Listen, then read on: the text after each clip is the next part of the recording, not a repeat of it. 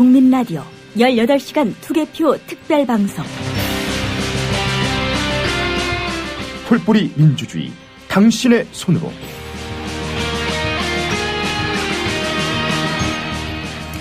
국민라디오와 팟빵이 공동 기획한 18시간 투개표 특별방송 2부 시작하겠습니다. 저는 아나운서 정승조입니다. 사흘 앞으로 다가온 육사지방선거의 막판 판도를 결정할 3대 변수, 부동층의 표심과 투표율, 그리고 안대의 낙마 사태가 꼽히죠. 각종 여론조사에서 세월호 참사 여파로 정부와 정치권에 실망한 부동층이 역대 어느 선거보다 많은 것으로 조사가 되고 있습니다. 이들이 심판의 의미를 담은 투표를 할지, 정부 여당에 좀 더 힘을 실어줄지, 아니면 투표 자체를 포기할지, 이들의 향배가 최종적으로 승패를 좌우할 것으로 보입니다. 2부 이 시간에는 이강윤 평론가 연결해서 지방선거 관전 포인트 살펴보고요. 통신원 연결해서 현장 투표소 분위기 살펴보겠습니다. 그리고 김용민 라디오 제작 팀장이 다시 한번 나와서 뉴스 분석을 해주겠습니다. 방송 들으시면서 팟빵 게시판에 의견 보내주시고요. 정보도 올려주시기 바랍니다. 풀뿌리 민주주의 당신의 손으로 2부. 먼저 지금까지 들어온 육사지방선거 간추린 뉴스 전해드립니다.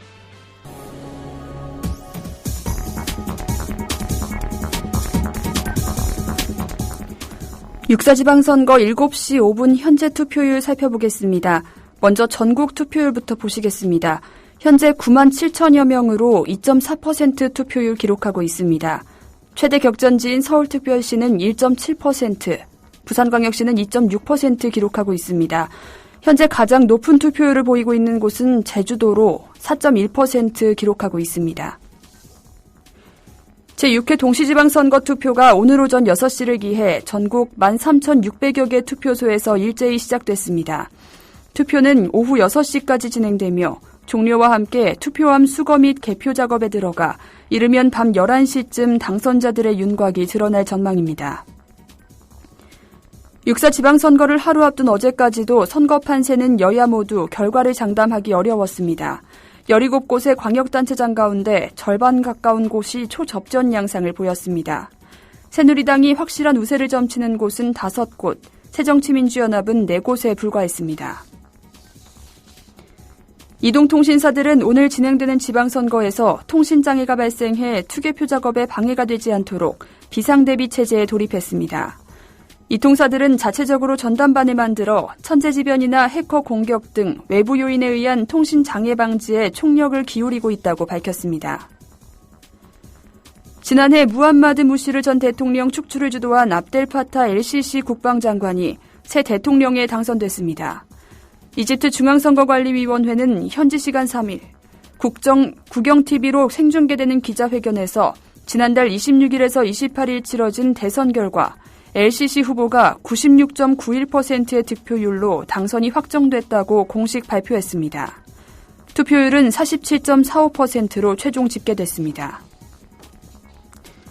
유병헌 전 세모그룹 회장이 정치적 망명을 시도한 사실이 드러났습니다. 인천지검 특별수사팀은 최근 익명의 인사가 우리나라 주재 모 대사관에 유 씨의 정치적 망명 가능성을 타진했다면서 이 대사관에서는 단순 형사범이라는 이유로 망명 신청을 거절한 것으로 알고 있다고 밝혔습니다. 기시다 후미오 일본 외무상은 일본인 납북자 문제의 전면 해결을 위해 필요하다면 아베 신조 총리가 북한을 방문하는 방안도 검토하고 있다고 밝혔습니다. 교도통신에 따르면 기시다 외무상은 어제 납치 문제에서 성과를 거두기 위한 가장 효과적인 방법을 위해 아베 총리의 방북권에 대해서도 검토하게 될 것이라고 말했습니다. 지난해 고객 민원이 가장 많이 제기된 금융사는 외환은행과 하나SK인 것으로 파악됐습니다. 금융감독원에 따르면 지난해 은행 고객 10만 명당 민원 건수를 조사한 결과 외환은행이 9.8건으로 가장 많았고 시티은행 9.2건, 한국스탠다드차티스은행 8.6건, 국민은행 6.4건 등으로 뒤를 이었습니다. 서울시가 대형 공사장들을 대상으로 지난 4월부터 2달간 진행한 비산먼지 특별점검 결과를 발표했습니다. 점검 결과 특별관리 대상 공사장 112곳 가운데 24%에 달하는 27곳이 개선 명령을 받았고 이 중 3개 사업장에 대해서는 240만 원의 과태료가 부과됐습니다. 지방선거일인 오늘은 전국이 대체로 흐리고 남부지방은 가끔 비가 오겠습니다. 서쪽 지방은 아침에 비가 그치면서 낮 동안 어제보다 기온이 크게 오르겠습니다. 서울 29도, 전주 27도로 5도에서 8도가량 낮 기온이 높겠습니다. 이상 간추린 뉴스 최혜윤이었습니다.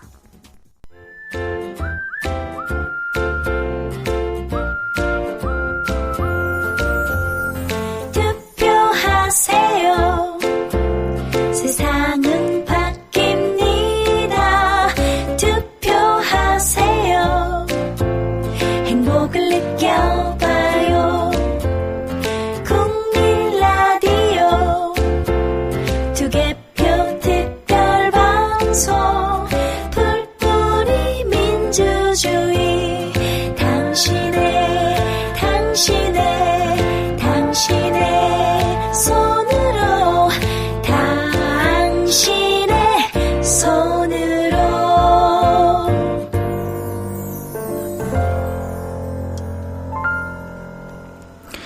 국민라디오 팟빵 공동기획 18시간 투개표 특별방송 풀뿌리 민주주의 당신의 손으로 2부 함께하고 계십니다. 이번에는 육사지방선거의 관전 포인트 짚어보겠습니다. 이 시간은 이강윤 정치평론가 전화 연결돼 있습니다. 안녕하십니까? 안녕하세요. 네, 투표 아직 안 하셨죠? 네, 이 방송 마치고 할 겁니다. 다른 방송들이 쭉 있어서요. 예, 오늘 바쁘실 것 같아요. 예. 이번 선거는 여든 야든 누구든 자신할 수 없는 경기가 될 것 같은데, 네. 지방선거 레이스 초반만 해도 여당의 압승을 예상하는 시각들이 많지 않았습니까? 그랬죠. 근데 그 판세를 흔든 건 역시 세월호 참사라고 봐야겠죠. 네, 두말할 필요가 없는 부분입니다. 육사 선거는 명백하게 세월호 참사의 직접적 영향권 아래에서 치러지는 것이고요. 사실 선거를 앞두고 이만한 빅 이슈가 있어서는 안 되겠습니다만 이런 참사. 사실 큰 선거 앞두고 이렇게 큰 건 없었죠. 그리고 투표율, 그다음에 40대 앵그리맘이라고 표현되는 계층 이런 분들의 투표율이나 표심이 특히 향배지만 전 세대에 걸쳐서 세월호 참사와 그것에 대응하는 정부의 태도 이런 것들이 자기의 정치적 의사를 결정하는 과정에 상당한 영향을 미치리라고 봅니다. 물론 지방선거의 특성상 우리 지방, 우리 고장에서 일할 사람들 면면을 보는 개인의 특정이나 자질 이런 것을 물론 보는데 중점이 두어지는 선거이긴 합니다만 다른 때와는 달리 세월호라는 커다란 정치적 참사 그리고 우리에게 근본적 변화를 요구하고 있는 이번 참사가 표심에 많은 영향을 미치리라고 보여집니다. 예, 많이들 들으셨고 많이 말씀하셨겠지만 선거에서 주목되는 계층이 바로 40대 앵그리맘 그리고 50대 시니어 대디라는 분석이 있지 않습니까? 네네. 이 계층의 표심이 어떻게 나타나고 있다고 예상을 해볼 수 있을까요? 엄마들의 이번 배 안에서 죽어간 그 10대 중후반 아이들에 대한 엄마들의 마음은 당연히 각별할 수밖에 없겠죠. 그렇죠. 그런데 지난 금요일, 토요일 3, 4일 됐나요 벌써? 그때 치러진 사전투표에서 의외로 3, 40대 투표율이 높지 않았어요. 평균 투표율은 11.5%였는데 3, 40대는 9.9%에서 10.5% 사이밖에 안 됐죠. 예. 좀 많이 낮았는데 그래서 엄마들이 분노만 하고 표로는 아직 안 간 거 아니냐 이런 얘기도 있었고 야당에서도 그 부분 상당히 궁금해합니다. 이거는 이제 오늘 본 투표가 최종 끝나고 나서 집계해보면 알겠지만 저는 그래도 조금 높아질 가능성은 있다고 보고요. 예. 이렇게 하다 보니까 정부, 여당, 여권, 청와대 이런 데 이제 위기론이 부각되지 않았습니까? 그렇죠. 그래서 50대 시니어 대디, 특히 50대 후반부터 60대 이상 되는 조금 연세 있으신 분들이 대놓고 정부 여당이나 청와대를 두둔하기에는 좀 힘든 분위기였잖아요, 그동안. 예. 그런데 마음은 속으로 이분들은 좀 보수 성향이 강하고 그러니까. 그래서 지금 현재 예측되는 것보다는 이번에는 보수 쪽에 숨은 표가 좀 많을 것이다. 이른바 지금 우리 앵커께서 50대 시니어 대디 이런 표현을 쓰셨는데 그래서 이제 40대 앵그리맘과 60대 이상 장년층들의 정치적 성향은 좀 많이 다를 터이니까 예. 어느 계층에서 좀 더 많이 투표소로 가서 자기의 정치적 의사를 표현하느냐, 여기에 달려 있다고 해도 과언이 아닙니다. 물론 여기에는 20대들의 투표율도 큰 영향을 미칠 겁니다. 앞서 6시 때 김성수 평론가와 얘기하기로는 네. 투표율이 60%를 넘지 않을까 네. 생각하고 이강윤 평론가께서도 그렇게 생각하고 계시다라는 말씀을 하셨는데 네. 맞습니까? 지난번에 며칠 전에 우리 정 앵커하고 이거 얘기하다가 예. 네, 당일날 하면 보지요 이렇게 말했던 기억이 나는데 예. 저는 62% 또 많으면 한 63%까지도 올라가지 않을까 이렇게 예상하고 싶습니다. 사실 이런 거 숫자 맞추기 잘못하면은 뭐 많이 틀리고 그러면 좀 나중에 그렇긴 한데 예. 어쨌거나 지난 4년 전에 54.5%였잖아요. 예. 그거보다는 꽤 올라가겠다. 저는 적어도 6자는 그리게 될 것 같고 오늘 통상 이 투표날 보면 두 번의 피크 타임이 있습니다. 예. 오전 10시경에 한 번 굉장히 투표율이 높고요. 그다음에 오후 4시 반부터 5시 반, 6시 그때 그러니까 투표 종료 시점에 이르러서 한 번 또 이렇게 그래프가 팍 올라가거든요. 예. 그때쯤 한 보아가면은 저는 62%도 뭐 가능하지 않을까 이렇게 그냥 예상하고 있습니다. 예. 근데 또 걱정스러운 것이 세월호 참사로 인한 이탈한 표가 네. 실제 투표에서는 잘 나타날 수 있을까라는 부분이거든요. 네. 뭐 어떻게 보십니까? 항상 선거와 투표의 의외성 이런 것 때문에 말이죠. 예. 늘 우리가 이런 걸 고려할 수밖에 없는데 세월호 초반부의 국민적 분노와 추모 열기 이런 걸 보면은 당연히 이렇게 투표율이 높아지고 정부 여당 측에 대한 반감이나 반성을 촉구하는 이런 것들이 나타나서 일방적인 투표로 갈 것처럼 예상이 되기도 하지만 이게 정치관 진영 논리로 치환되면 다시 또 보수와 진보라는 낡은 틀, 예. 사실 우리나라의 보수라는 게 정확한 용어는 아닙니다만 그냥 편의상 쓰기로 하죠. 그렇게 되어가는 양상이어서 지금 초경합적 이런 게 많이 늘어나는데 예. 또 한편으로는 아이고 이게 뭐 넌덜머리 난다. 정부가 이렇게 무능했느냐. 그리고 정치권은 이 세월호 국면에서 과연 한 게 뭐냐. 가서 그냥 호통이나 치고 그랬지 실질적으로 도움이 된 게 없었다. 대단히 실망스럽다. 그래서 아예 투표를 포기해버리는 층도 의외로 많이 나온단 말이에요. 예.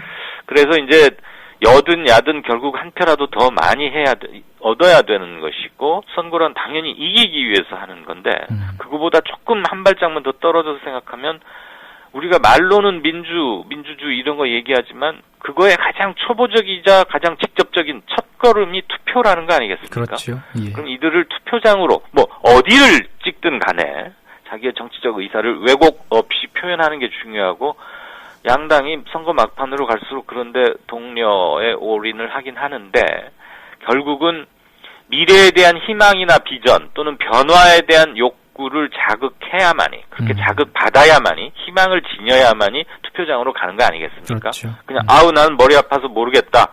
될 듯 말든 알아서 해라. 나는 그냥 내 하는 대로 살련다. 이런 게 만연해버린다면 세월호처럼 엄청난 참극과 그로 인한 분노가 촉발되었다 하더라도 결국 마지막 날 투표장으로 가는 거 사실 별거 아닌 것 같아 보이지 않습니까? 예. 자기 집 주변에 있는 곳에 신분증 하나 들고 가는 거. 그런데도 의외로 투표율이 50%를 겨우 넘겼다. 4년 전에 말이죠. 그런 것들 보면 좀 답답한 점은 있는데 투표율 올라가는 게 우리 수준을 높이는 것은 분명합니다. 적어도 우리가 선진국이라고 하는 나라들 70% 후반 80% 넘는 나라들 많습니다. 맨날 놀러 가는 거 좋아하는 것으로 알고 있는 프랑스 거기는 대선 투표를 일요일 날 치르거든요. 예. 그것도 2번씩이나 결선 투표도 함께 하니까 그런데도 85% 항상 넘습니다. 상당히 이런 거 높네요. 보고 네. 우리도 좀 이제 바뀌어야죠. 투표 유권자의 권리 꼭 행사해 주시면 좋겠습니다. 네, 한 말씀만 더 드리자면 네. 우리 안전벨트 운전할 때 안전벨트 맸냐 안 맸냐 이거 단속하잖아요. 저는 그거 참 자존심 상하고 약간 후진적이라고 생각하거든요. 그거는 단속 대상이 아니고 자기 안전을 자기가 지키는 거니까 너무 기본적인 건데 안 하니까들 단속도 하지 않습니까? 예. 벌금도 매기고. 투표율도 저는 마찬가지라고 봐요. 투표하자 이것을 강조하는 한 우리의 정치적 후진성을 아직 면하지 못하고 있다는 하나의 반증이라고도 생각하고 싶습니다. 예. 그리고 지난달 30일과 31일 날 사전투표제가 시행이 됐어요. 예, 투표율이 이제 10%를 넘었는데 지방선거의 변수가 될 수 있겠죠. 당연히 그렇습니다. 이렇게 높으리라고는 사실 누구도 예측을 못했죠. 11.5%니까 전체 유권자의 9명 중에 1명은 이미 투표를 했다는 얘기입니다. 예. 근데 지금 우리가 아까 제가 우리 지금 정액하고 얘기하면서 60%, 62% 얘기했는데 계산하기 좋게 그냥 70%에 간다고 칩시다. 예. 저는 그렇게까지 올라가려고는 보지 않지만 물론 지난 대선은 70% 넘겼죠. 70%에 간다고 하면 10명 중에 7명이 투표를 한다는 얘기 아니에요. 근데 지금 벌써 10명 중에 1.1명은 투표를 한 거 아닙니까? 예. 11.5%니까.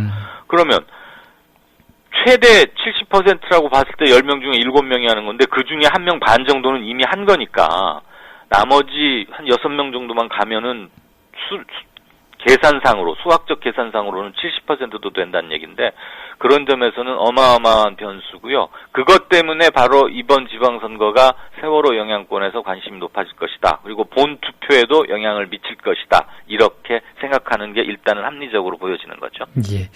자, 그럼 이제 지금부터 지역별 판세 전망을 좀 조심스럽게 해보겠습니다. 5월 28일 이전을 기점으로 말씀해 주시면 되겠습니다. 네. 예, 먼저 서울부터 살펴볼까요? 네, 오늘이 투표 날이니까 기표 행위에 영향을 미치는 발언을 해서는 안 되는 거죠. 예, 그렇죠.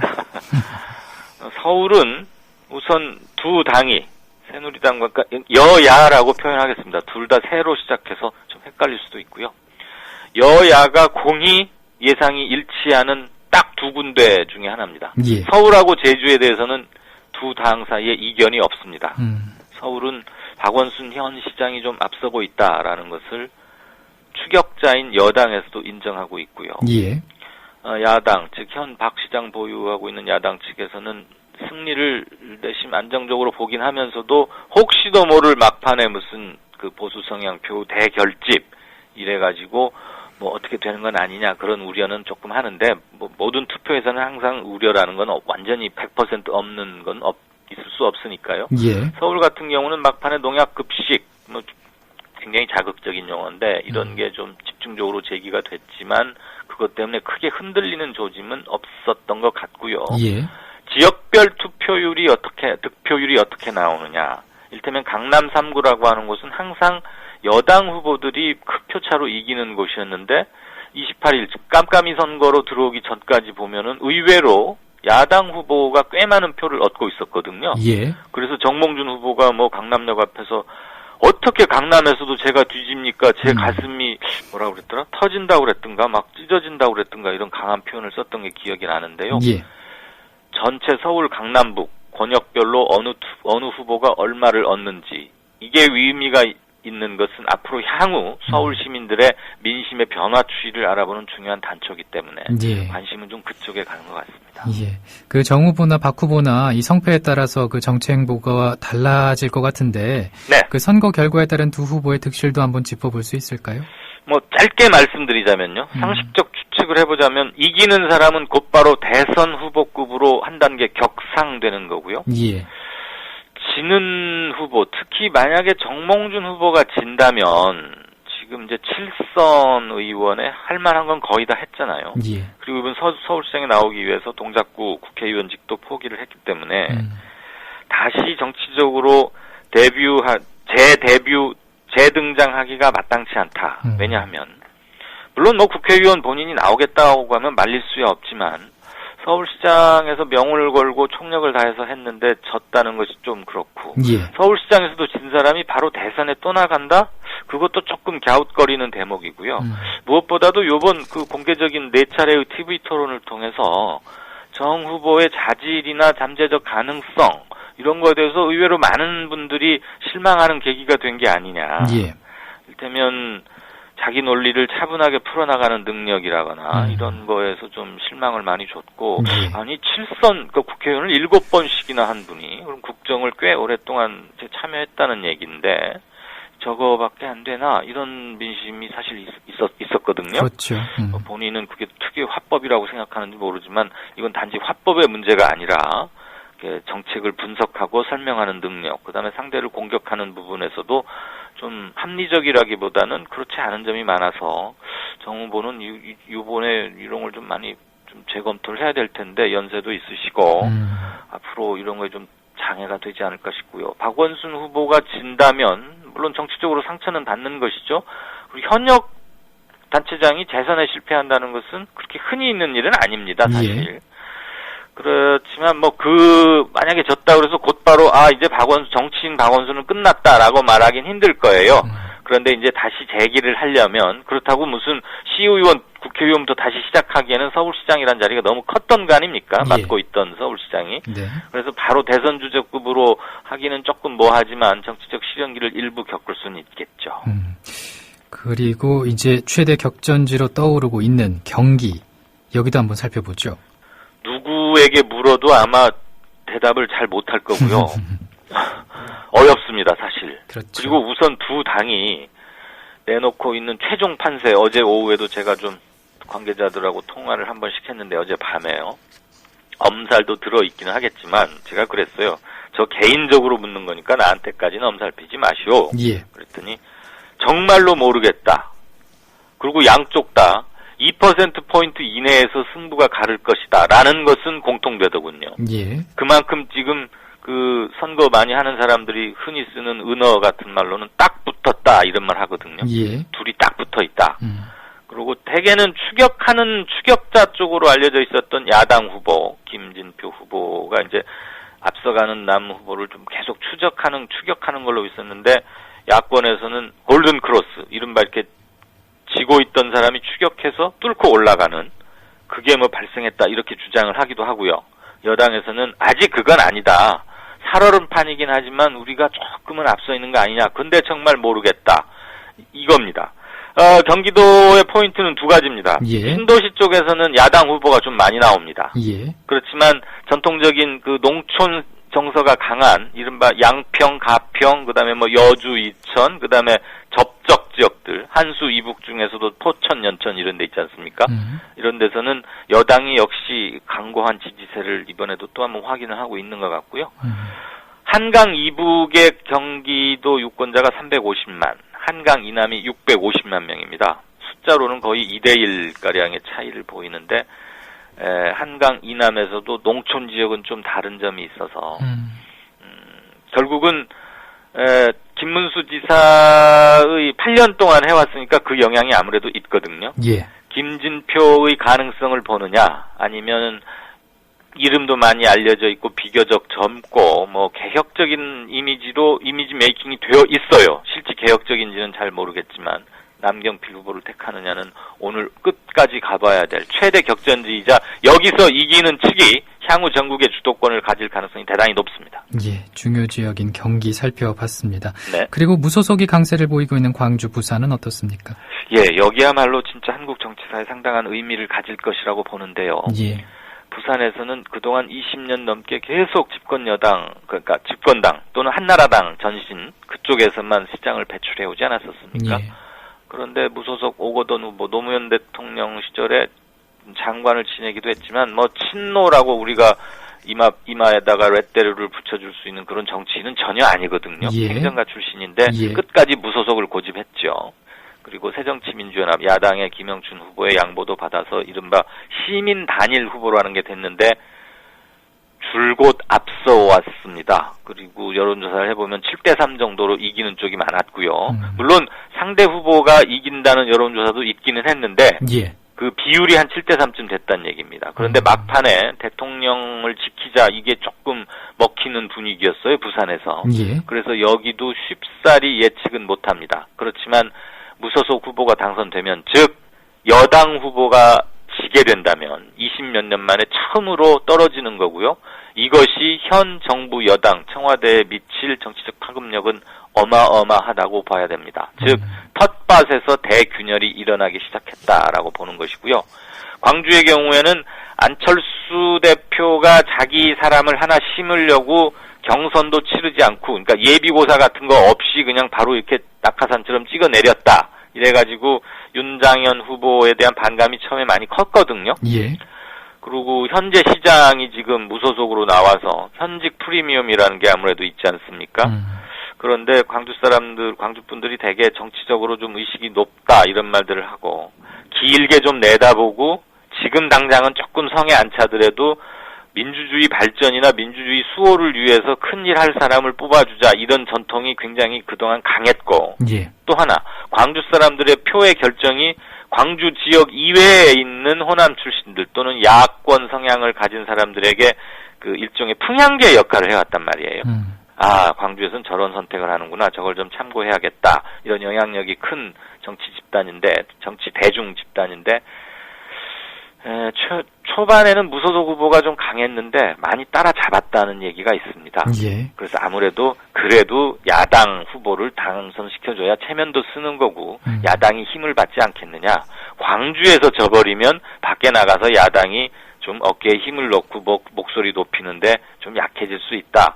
이런 민심이 막판에 좀 모인다고 합니다. 여기도 제가 함부로 말씀은 못 드리겠는데 팽팽하다고 일단은 말씀드립니다. 예.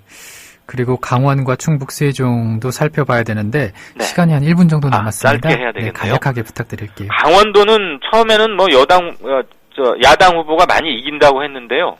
강원도의 특성상 접적 지역 그런 것도 있고 그 보수적인 것이 뭉치면서 여기가 아주 초접전 지역으로 분류가 됐습니다. 예. 야당도 지금 자신 못하겠다는 거고 충북 역시 비슷한데 충북은 지금 두 후보 간 여야 후보 간에 그 아들이 이렇게 개입된 무슨 폭행 뭐 이런 사건이 선거 막판 이틀 전에 일어나가지고 서로 막 고소 고발하고 40년 우정이 금가면서 근데 이런 그 막판에 돌발적인 게 지역 정서에는 의외로 영향을 크게 미치거든요. 예. 세종시는 이제 이번에 근데 공무원 특별 지역 뭐 이런 특성도 있고 처음엔 여당 쪽이 이긴다고 그랬는데 야당 후보가 만만치 않게 따라붙고 있습니다. 이 세 곳 중원 벨트라고 할 수 있는 곳이 여야의 최종 승부를 어느 쪽이 이겼다라고 손을 들어줄 수 있는 세 곳으로 보입니다. 수도권 물론 경기와 인천 중요하고요. 예. 오늘 말씀 잘 들었습니다. 네, 오늘 고생 많으시겠습니다. 고맙습니다. 예, 고맙습니다. 네. 지금부터 4년 동안 우리가 사는 곳에서 활동할 일꾼을 뽑는 제6회 전국 동시지방선거. 아직 안 하셨나요? 지참하실 준비물은 신분증뿐입니다. 어디로 가냐고요? 포털 사이트 다음이나 네이버에서 검색창에 투표소만 입력하세요. 금방 찾으실 수 있습니다. 도착하시면 투표용지를 받거든요.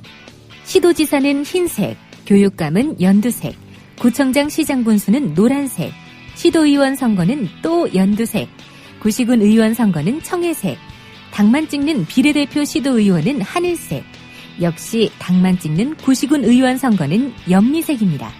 도장을 찍으시고 잘 말랐나 확인하시고요. 한 투표함에 넣으시면 됩니다. 단, 기표소 안에서 사진 촬영은 금지돼 있습니다. 오늘 저녁 6시까지예요. 늦지 말고 지정된 투표소에서 빠짐없이 투표하세요. 사전투표를 하신 분들은 오늘 푹 쉬셔도 됩니다. 자세한 안내는 중앙선거관리위원회 홈페이지에서 접하세요.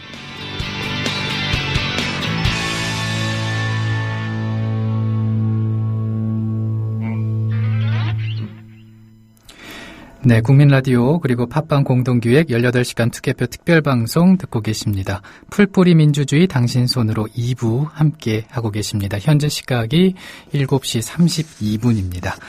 이번에는 전국 각지의 국민라디오 통신원 연결해서 투표장 표정을 살펴보겠습니다. 먼저 경기로 갑니다. 이근수 통신원 나와 계십니까? 네, 이근수입니다. 네, 오늘 참관인 신청을 하셔서 일찍부터 나오셨겠어요? 네, 그렇습니다. 6시부터 지금 참관하고 있습니다. 네, 투표장 분위기가 어떻습니까? 투표장은 대체적으로 좀 한산합니다. 예. 네, 사전투표 영향이라고 사무원들은 말씀을 하시네요. 예. 예, 그리고 6시에 기억나는 것은 스님 두 분이 1, 2번으로 투표하셨고요. 예. 젊으신 분들은 아무래도 좀 상대적으로 적고요. 네, 그렇습니다. 다른 6시 때도 이제 투표장 분위기를 좀 연결을 해서 들어봤는데 어르신들이 많아 보인다 이런 얘기 했었는데 지금 이근수 통신원이 계시는 곳은 그렇진 않은가 봐요? 아니, 여기 아무래도 어르신들이 좀 상대적으로 많으시고요. 예. 7시 좀 넘어서 젊으신 분들이 조금 보이시긴 한 것 같아요. 그곳의 후보자는 누가 나왔습니까?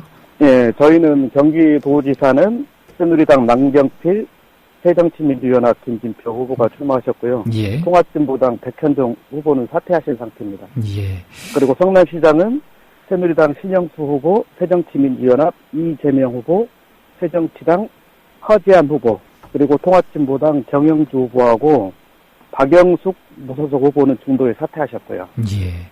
그 참관인으로 이렇게 보시지만 당일날 느낌이라고 해야 될까요? 뭐 여러 가지 감정들 그런 게 있으실 것 같아요. 전해주신다면요.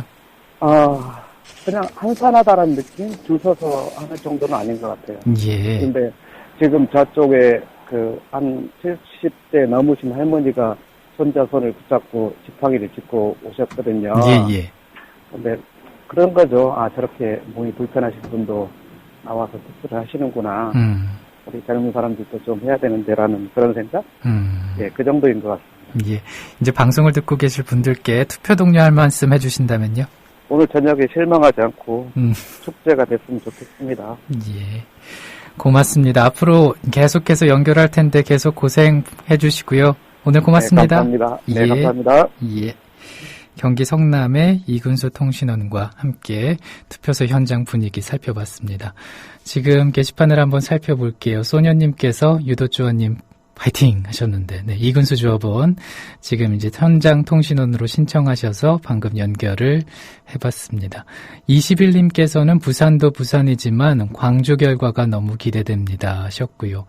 아까 이강윤 평론가와 얘기를 했었죠. 부산 그리고 광주 지역 예측 불가한 상황이다. 그리고 행복한 둥이맘님도 오셨네요. 그리고 미니님께서 이강윤 평론가 좋은 방송 부탁한다는 말씀 보내주셨고, 또 민주주의님께서 투표도 중요하지만은 개표할 때 참관인 눈 똑바로 보길 바랍니다. 부정선거 못하도록 항상 의심의 눈길을 보이세요 하셨고, 투표한 봉인 여부도 잘 봐야 하고 하셨습니다. 이런 글도 올라와 있네요. 혹시 주민등록증 없으신 분들은 동사무소 가면 주민센터죠. 주민센터로 가시면 임시 신분증을 발급해 준다고 합니다. 예, 임시 신분증 발급 받으셔서 꼭 투표하셨으면 좋겠습니다.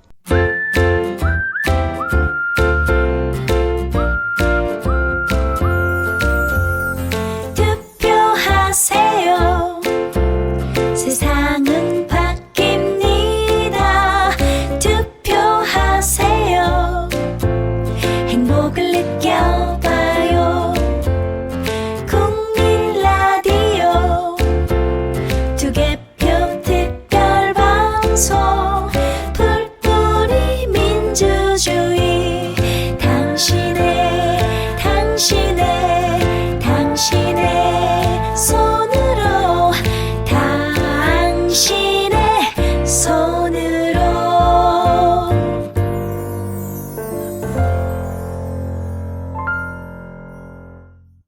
국민라디오 팟빵 공동기획 18시간 투표 방송입니다. 풀뿌리 민주주의 당신의 손으로 2부 함께하고 계십니다.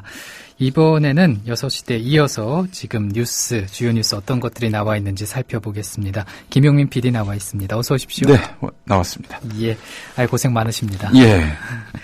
7시 때 최종 투표율이 나왔습니까? 예. 전체 4,129만 6,228명. 예. 이분들이 투표할 수 있습니다. 예. 이미 투표하신 분들도 계시고요. 예. 자, 7시 현재 오늘 아침 6시부터 7시까지 이렇게 투표하신 분들을 보니까 말이죠. 112만 1,870명이 이렇게 투표한 것으로 집계가 됐습니다. 예. 비율로 보자면 2.7%입니다. 평균치를 웃도는 곳을 보니까 말이죠. 제주도가 가장 높군요. 4.1%고요. 그 다음에 3.7%의 세종특별자치시입니다. 세종시, 제주도 전부 다 50만 이하의 그 광역단체이기 때문에 상대적으로 투표율이 높을 수밖에 없습니다. 예. 죄송합니다. 이 강원도도 있군요. 강원도가 세종시보다 높습니다. 4.4%를 나타내고 있습니다. 강원도의 높은 투표율 상당히 주목되는데요. 자, 서울은 2.4%, 2.6%의 부산광역시, 그리고 경기도 2.4% 모두 평균치 미칩니다. 예. 대구는 2.8%, 인천이 2.6%, 광주 2.2%, 대전 2.7%, 울산 2.4%, 그리고 경기도 2.4%라고 말씀드렸죠. 충청북도 3.6%, 충청남도 3.6%, 전라북도 3.1%, 전라남도 3.2%, 경상북도 3.4%, 경상남도 2.4% 이렇게 기록하고 있습니다. 그 예년과 한번 비교를 해봐야 될 텐데 어떻습니까? 예, 2.7%로 전국 집계가 이렇게 돼 있는 상태 아닙니까? 오전 7시 현재 말이죠. 2010년에 치러진 지방선거의 같은 시간 투표율에 비하면은 상당히 낮은 수준으로 평가가 됩니다. 2010년 당시의 지방선거 오전 7시 투표율은 3.3%였거든요. 이번은 2.7%입니다. 자, 하지만 18대 대선은 2.8%, 거의 비슷합니다. 19대 총선 당시는 2.3%. 그렇기 때문에 19대 총선보다는 높지만 2010년 지방선거보다는 많이 밑도는 그런 구조라 하겠습니다. 자, 누구에게 유리하게 될지 오늘의 핵심 관심사인데요. 물론 7시 결과를 놓고 예단하기 어려운 면도 있습니다. 젊은 층들 같은 경우 오전, 오후 6시까지면 되니까 그 사이에 나올 수 있는 것이고요. 이미 또 사전투표를 마친 유권자가 11% 아닙니까? 예. 그렇기 때문에 현재 상대적으로 낮은 투표율은 뭐 예년치에 비해서 크게 떨어지는 건 또 아니기 때문에 아마도 현재 이런 투표율은 또 상당히 높은 투표율을 예견할 수 있는 데이터가 아니겠는가, 또 이런 추정도 가능합니다. 예. 그리고 그 서울시 교육감 선거가 막판까지 홍정 양상을 보이면서 최대 격전지로 떠오르고 있잖아요. 예, 그렇습니다. 선거 3일을 앞두고 터진 고승덕 후보의 딸 캔디 고 씨의 페이스북 편지글 때문인데요. 고승덕 후보는 교육감 자격이 없다, 이런 글이 그야말로 여론을 달궜습니다. 뉴스를 잘 접하지 않는 분들도 다 알더라고요. 참 개인사가 초미의 관심사가 되는 것만은 뭐 동서고금을 막론하고 마찬가지인 것 같습니다만은, 자, 이것 때문에 각 후보 캠프들의 계산도 복잡해졌습니다. 예. 고승덕 후보 쪽 막판에 터진 악재 때문에 당혹스러운 모습을 보였죠. 예. 하루 정도 캠프를 사실상 폐쇄하기도 했는데 말이죠. 하지만 조심스럽게 승리를 예측했습니다. 고승덕 후보가 선두를 달리던 선거 판세가 그 편지 이후 사실상 박빙으로 접어들었지만, 하지만 그 글이 선거 판도를 완전히 뒤집지는 못할 것이다, 이렇게 말을 했는데, 예. 보수가 70%, 진보가 30%를 나눠 가지는 구도를 제시하면서 고승덕 후보가 38에서 40% 득표율로 최종 승리할 것이라고 내다봤습니다. 예. 이에 대해서 문용린 후보 쪽 캠프는 다른 분석 결과를 내놓았습니다. 예. 고승덕 후보의 딸의 편지가 고승덕 후보에게 치명타를 줄 것이다, 이렇게 예견을 했는데요.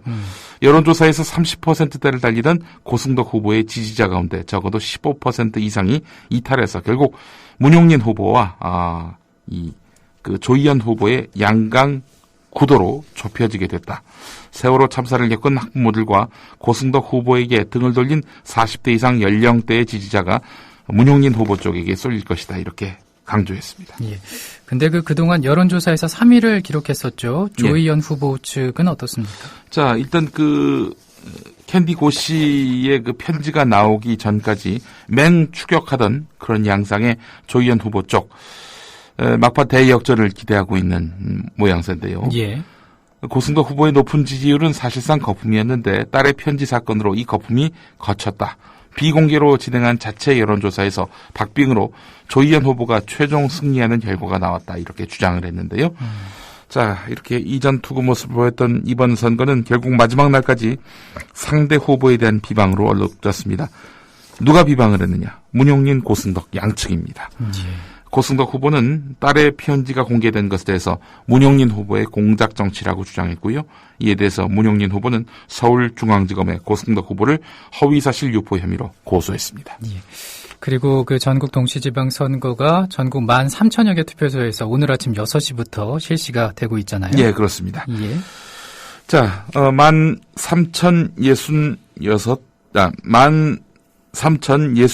13,665개 투표소에서 지금 실시가 되고 있는데요. 그렇습니다. 오후 6시까지입니다. 앞서서 스팟도 들으셨고 또 앞선 시간에 제가 말씀도 드렸습니다만은 이 투표장에 신분증만 들고 가시면 되고요. 이번이 사전 투표와 다른 게 뭐냐면은 일단 기본적으로 아무데나 가서 투표할 수 있는 게 아닙니다. 반드시 자신이 속한 주민등록지, 그 투표소, 지정된 투표소로 가셔서 투표를 하셔야 합니다. 그리고 6시 이후는 어렵습니다. 다만 6시에 줄 서 있는 분들은 투표를 하실 수 있습니다. 그렇기 때문에 어떻게든 꼭 투표하시기 바라겠습니다. 자, 그리고 강원, 충북, 인천 이 지역 특별히 반드시 투표하실 수 있도록 많이 독려해 주셨으면 합니다. 밤 11시쯤에 당선자 윤곽이 드러날 전망이라고 하는데요. 오늘 저녁 8시부터 저희 국민TV에서는 개표 방송이 있습니다. 앞서 해설을 해준 이강윤 정치평론가와 제가 노종면 앵커와 함께 당선자 윤곽이 드러나는 시간까지 방송을 진행할 예정입니다. 여러분의 많은 시청을 바라겠습니다. 네, 오늘 말씀 여기까지 듣겠습니다. 고맙습니다. 예, 감사합니다. 지금까지 김용민 PD였습니다.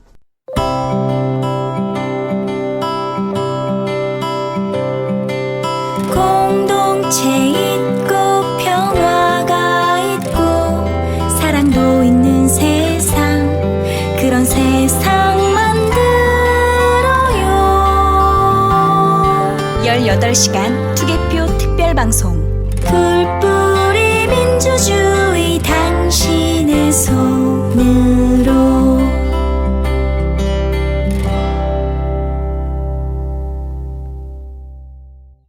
이번 육사지방선거는 과거와 진행됐던 선거와는 다른 점들을 찾아볼 수가 있습니다. 이에 대해서 알아보죠. 중앙선거관리위원회 김진묵 공보담당관입니다. 안녕하십니까? 네, 안녕하세요. 네, 이번 육사지방선거가 지난번과 비교해서 달라진 점부터 간략히 정리를 해볼까요? 예, 저희 선관위는 이번 지방선거에서 이제 유권자 중심의 선거를 구현하기 위해서 몇 가지 이제 새로운 시도들을 했습니다. 첫 번째로 이제 지난주 금요일하고 토요일 실시한 사전투표제가 그냥 가장 큰 변화가 아닌가 싶습니다. 다음으로 이제 그 근로자의 투표 시간을 실효성 있게 보장하기 위해서 투표 시간 청구권을 신설을 했습니다. 그리고 이제 교육감 선거에 있어서는 교육감 선거 투표용지 게재 순서를 세로 방향에서 가로 방향으로 바꿔서 로또 선거라는 오명에서 벗어나도록 개선을 하였습니다. 그리고 내부적으로 이제 새로운 기표대를 제작했습니다. 유권자의 투표 편의를 높이는 한편 투표 참여가 취약한 우리 장애인 유권자들의 투표 편의를 도모하기 위해서 새로운 형태의 기표대를 제작해서 이번에 보급하였습니다. 다소 조금 달라졌다고 말씀하셨는데 여러 가지가 많이 달라진 것 같네요. 말씀해 주신 거 들어보니까 말이죠. 우선 그 사전투표제도가 지난달 30일과 31일에 있었는데 일단 투표율이 상당히 높게 나왔어요. 예, 그렇습니다. 처음 시도되는 제도인데도 불구하고 사전투표율이 11.49%, 그러니까 지난 2013년 상하반기 보궐선거보다 2배 이상 이렇게 높이 나타났습니다. 사전투표에 이제 참여해주신 유권자 여러분께 감사의 말씀 이 자리에 드려서 드리고 싶습니다. 네. 근데 그 지난번에는 부재자 신고를 해서 투표를 하셨던 분들을 많이 봤었거든요. 예, 그렇습니다. 올해는 사전투표제로 바뀌었단 말이죠. 왜 달라진 겁니까? 지금 사전투표제와 이제 부재자 투표는 아주 이렇게 다른 제도는 아닙니다. 다만 이제 사전투표 제도는 유권자 투표 편의를 높이기 위해서 도입된 거죠. 그러니까 기존의 부재자 투표는 이제 신고해야 되고, 그 다음에 이제 선관위에서 투표용지를 우편으로 보내주고요.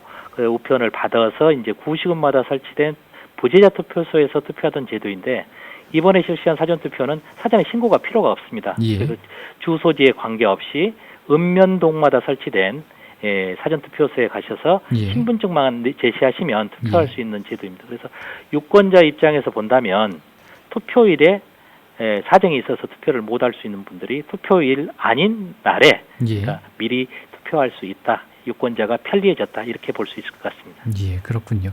근데 그 어떤 분들은 이런 궁금증도 말씀을 하시더라고요. 이제 사전 투표를 하고 나서 투표함을 누가 관리를 하느냐. 이런 궁금증을 말씀하시는 분들도 있더라고요. 예, 그렇죠.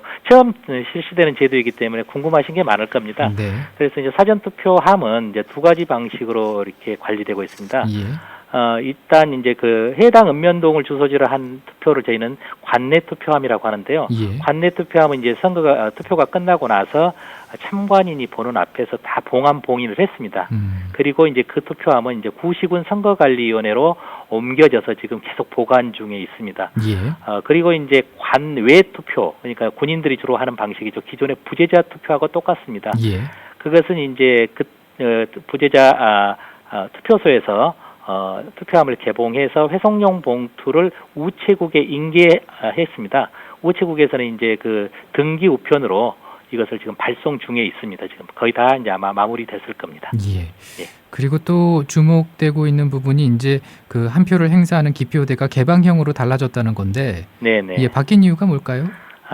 지금 현재 이제 기표대는 이제 우리나라는 이렇게 이제 그 가림막을 가지고 있었습니다. 예. 그 가림막을 가지고 있었는데 외국 같은 경우는 이제 그 가림막이 없는 기표대를 많이 사용합니다. 선진국에서도요. 네.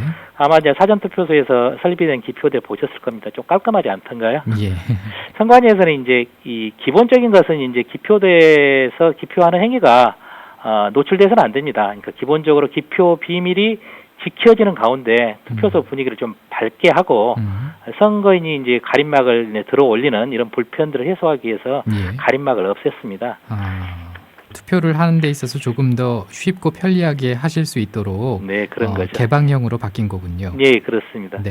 그런데 그 이제 신형 기표대의 다소 이런 개방적인 형태 때문에 비밀 투표 침해에 대해서 걱정을 하실 수도 있지 않을까라는 생각도 드는데요. 그렇죠. 그러니까 많이 이제 그 우려들을 하셨는데요.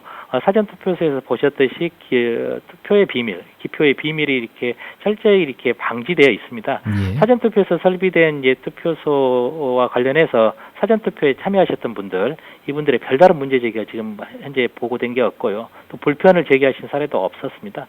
TV에서 보셔서 아시겠지만 그렇게 염려할 필요는 없는 것 같아요. 예.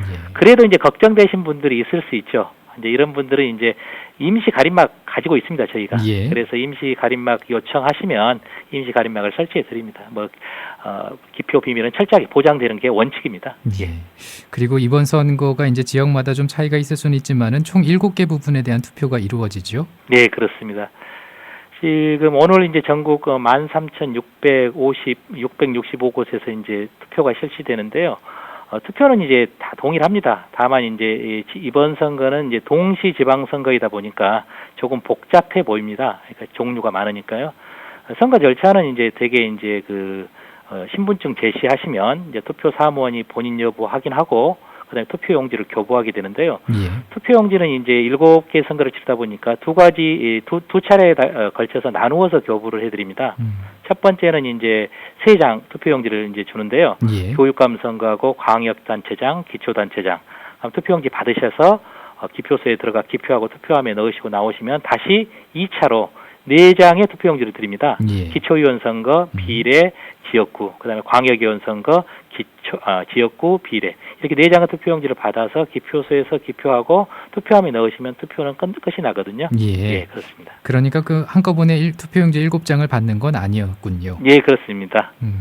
그리고 이제 화제를 좀 바꿔서 이번 지방선거일이 6월 4일이지 않습니까? 예, 오늘인데 어떻게 또 이 6월 4일이라는 날짜가 결정됐는지도 궁금해요. 그렇죠. 이 선거일은 이제 저희가 임의로 결정하는 게 아니라 법정화되어 있습니다. 그러니까 법정화되어 있다는 말은 법에 정해져 있다는 겁니다. 예. 물론 이제 이전에는 95년도 올 겁니다. 95년 이전에는 선거가 있을 때마다 그때 이제 선거일을 공고를 했습니다. 그런데 이제 95년 이후 이제 지방선거부터는 선거일을 법정화시켜서 예를 들어서 이제 이번 지방선거 같은 경우는 이렇게 되어 있습니다. 임기 만료일 전 30일 이후 첫 번째 수요일 이렇게 선거일을 규정해 놨습니다. 예. 그래서 지금 계산할 수 있습니다. 2018년에 이제 다시 이제 지방선거가 있는데요. 2018년 선거도 날짜 계산하면은 2018년 5월 30일 수요일 날 선거일입니다. 예. 그렇게 또 이게 정해지는 거군요. 그렇습니다.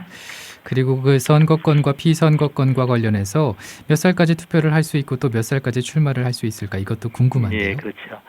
투표할 수 있는 선거권 나이는 이제 19세입니다. 그러니까 이번 선거로 계산을 하게 되면 95년 6월 5일 이전 출생자입니다. 그다음에 출마할 수 있는 입후보할 수 있는 나이, 피선거권이라고 하는데요. 피선거권 나이는 만 25세입니다. 그래서 계산하면은 1989년 6월 5일 이전 출생자들 이렇게 될 것 같습니다. 예. 투표 시간은 몇 시까지입니까? 네.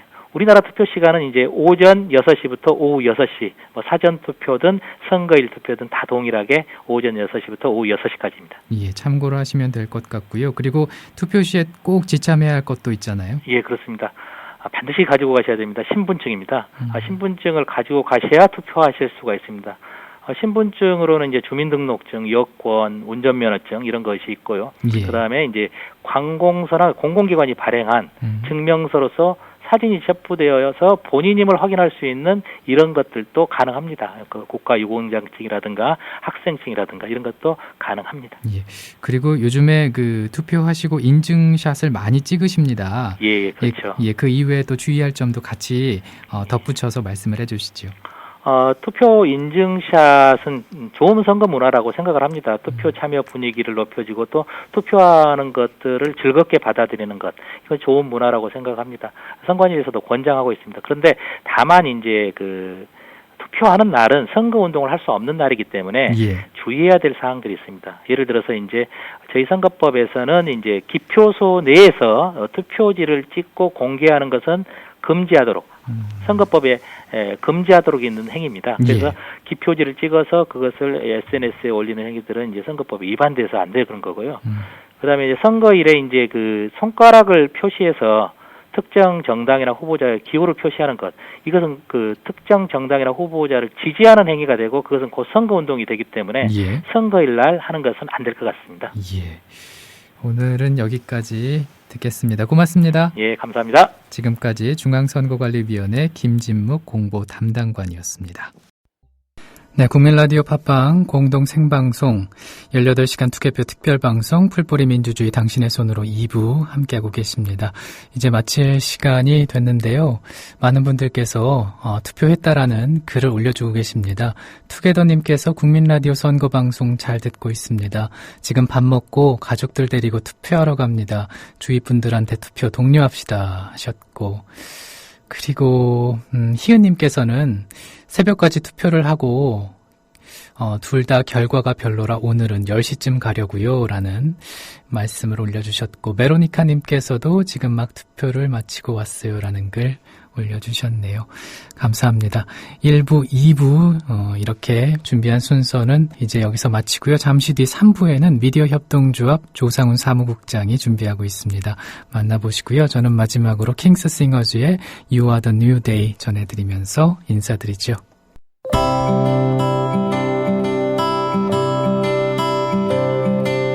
공동체 있고 평화가 있고 사랑도 있는 세상, 그런 세상 만들어요. 18시간 투개표 특별방송